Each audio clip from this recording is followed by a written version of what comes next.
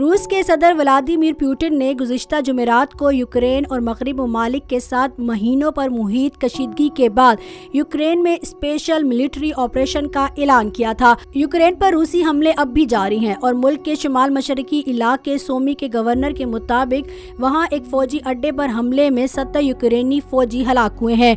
America और इत्तेहादी ममालिक ने रूस को मुआशी तौर पर सजा देने के लिए सदर पुतिन समेत अहम शख्सियात और कारोबारी कंपनियों पर पाबंदियां आयद की हैं।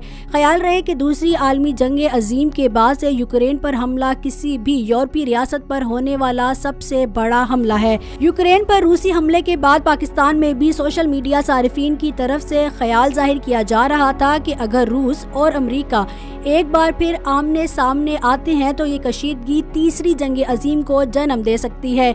यहाँ ये सवाल पैदा होता है कि दुनिया में बड़े ममालिक के पास इस वक्त कितने एटमी हथियार मौजूद हैं। फेडरेशन ऑफ अमेरिकन साइंटिस्ट के मुताबिक दुनिया में एटमी हथियारों की मौजूदगी के हिसाब से रूस पहले नंबर पर है, जिसके पास इस वक्त 5,977 एटमी हथियार मौजूद हैं, जबकि अमेरिका इस दौड़ में 5,428 जौहरी हथियारों के साथ दूसरे नंबर पर है।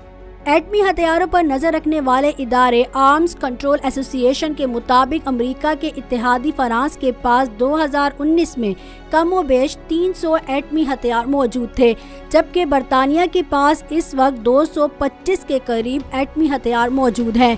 फेडरेशन ऑफ अमेरिकन साइंटिस्ट के मुताबिक पाकिस्तान के पास इस वक्त 165 एटमी हथियार मौजूद हैं, जबकि इसके पड़ोसी मुल्क इंडिया के पास 160 एटमी हथियार हैं।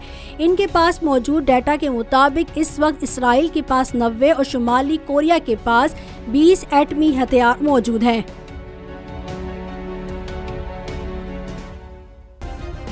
सब्सक्राइब करें और बेल दबाएं ताकि कोई खबर रह न जाए।